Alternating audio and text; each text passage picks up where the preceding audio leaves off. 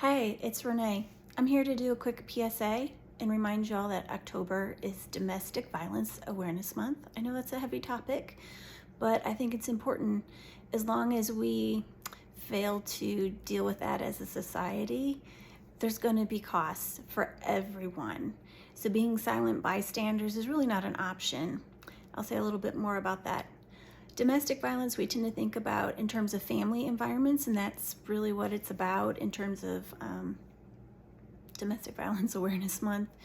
And domestic violence can be physical, it can be sexual, but it can also be mental, verbal, social, economic, religious. Basically, any way power is used over someone to keep them stuck, especially when the way out appears worse. And in fact, that's something that happens in our American culture. Victims are often blamed and shamed for going back as the cycle of abuse continues to repeat, or in families, once victims leave, especially if there's children involved, then they encounter family court.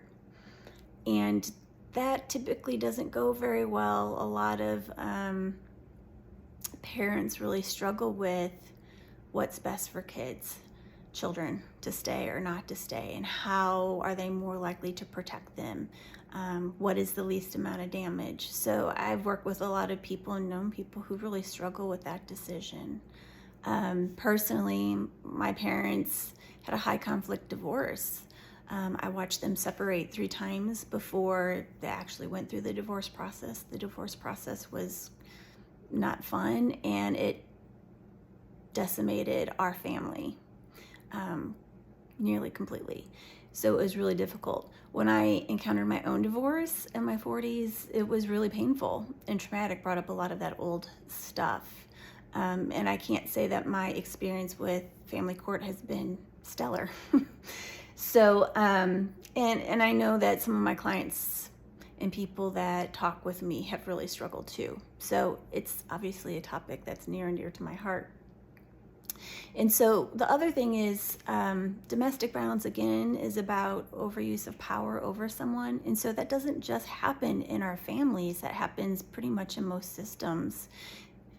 Someone who abuses feels entitled, believes they can get away with it, that there's going to be no negative consequences for them, and they're supported. People are oftentimes afraid to challenge them. And so cycle gets repeated. And so we need to find ways to kind of hold their feet to the fire. And that would mean having policies in place that are actually implemented, having safety nets, creating culture where people feel free to speak up, for instance, at work.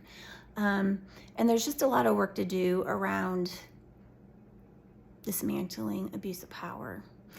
So I have a couple resources. Let me pull those up. Some that I follow that I'd like to mention. In terms of family issues, One Mom's Battle. She really focuses on the impact of divorcing a narcissist, which is really a very challenging experience, especially when you have children and you're in the court system. Custody Peace is another one. National Safe Parents Movement of Mothers. And then I have 2 that I follow for work-related abuse. In Workplace Abuse and Dignity Together. All of those sites I follow on Instagram, and they're trying to make waves and bring progress forward.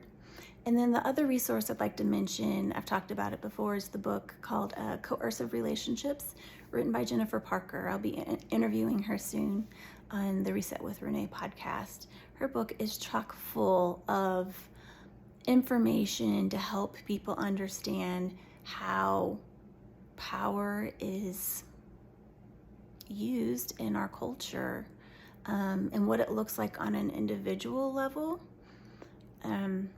Because it is traumatizing for people who are on the receiving end. It's going to activate their nervous system. It's going to activate a trauma response. And so it's costly. That's how it's costly for all of us. When you look at families, children that are raised in that environment typically have higher ACE scores, adverse childhood events, which sets them up for more problems in life, later in life, in terms of health, physical health, and mental health.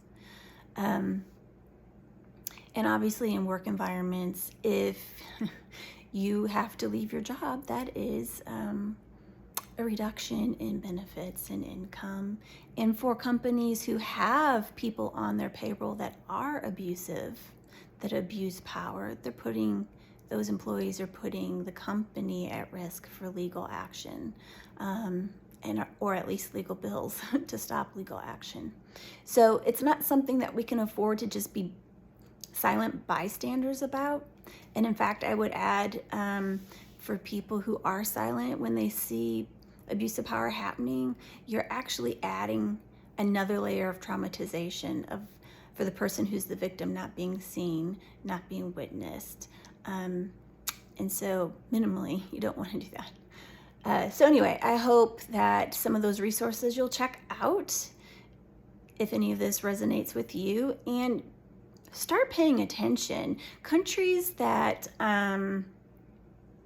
rank lower in terms of gender equality have higher rates of domestic violence. So pay attention to how people are showing up in relational dynamics. And if you're not sure what the red flags are, get a copy of Jennifer's book and get educated about that. Thanks for listening. Talk to you soon.